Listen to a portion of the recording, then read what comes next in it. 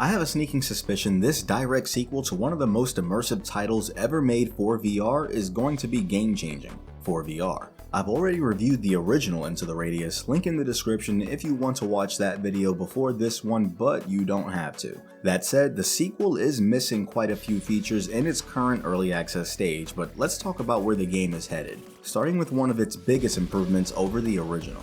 If you've played the original Into the Radius, you probably remember how great the graphics were for its time. Those same graphics are showing their age in the current VR landscape, but Into the Radius 2 has made massive improvements from a pure visuals perspective. This is the unpolished version of the game, and right off the bat you can tell the visuals have more depth and realism.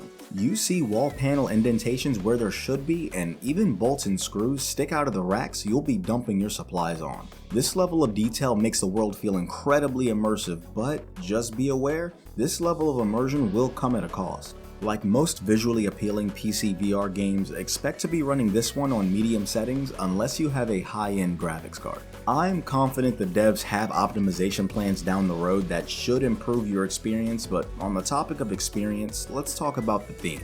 The beginning of the game will feel familiar if you've played the original game, but don't worry if you haven't. It's still a smooth start. You wake up in the Radius, where the game walks you through a very basic tutorial as you work your way out of the Radius to your home base. The base itself is much more advanced this time around. You have actual built facilities this time instead of stacked shipping containers improvised into a base. Early reviews I've read mention things like these facilities looking a little too clean or them feeling empty and unlived in. The thing about that is that this game is unapologetically in early access. I think of that kind of stuff as polish, which should be the very last thing you do before releasing a game, but I digress. Just like in the first game, you'll be going out into the Radius on scouting missions and object retrieval missions. Along the way, you can expect to collect loot, and completing these missions will give you access to other missions that will increase your security level. Higher security level, just like in the first game, means you can buy better gear and weapons to increase your chances of surviving in the Radius.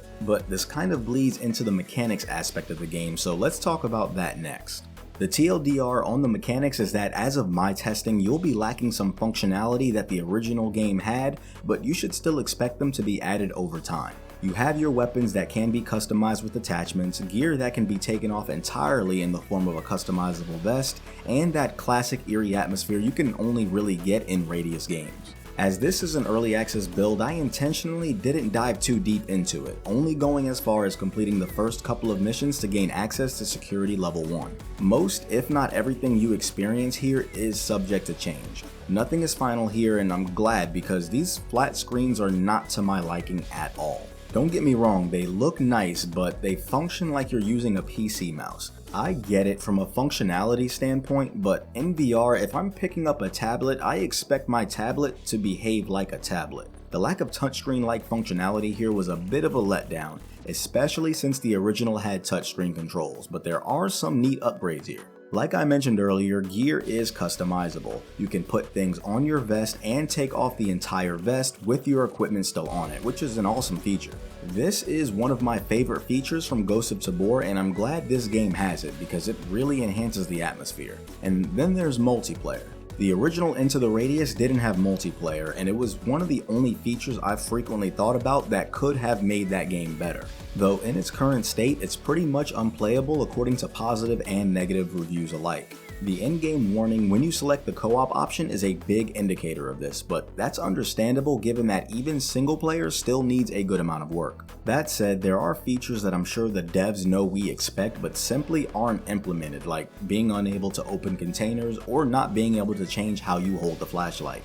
But as far as the mechanics go, this game is very much early access. I can see Into the Radius 2 becoming a more fleshed out experience than the original when it hits full release, so I'm looking forward to following this one. One thing I definitely expect to improve though is the audio.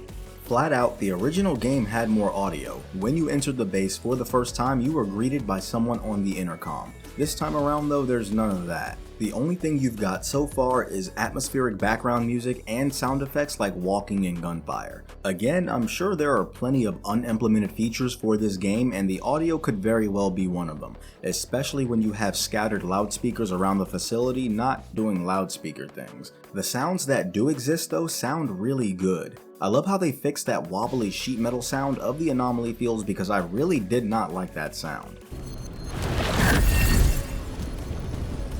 The impression I'm getting is that developers wanted to get a version of the game into the hands of players to help find bugs quicker than a small closed testing group could. This reflects in the options too.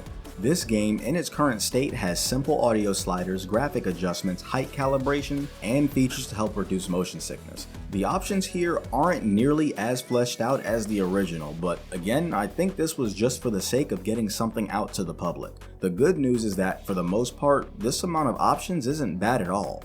Personally, I prefer more control, but these options are good enough to ship the game with minimal to no complaints. That said, this game can't face my usual scoring methods because it's in early access and you can't judge a dish that hasn't really made it out of the kitchen yet. Still, I feel like this game is on the right track and I'm really looking forward to seeing it through the updates. Until it releases along with my full review though, check out my review on the original or any other VR game reviews.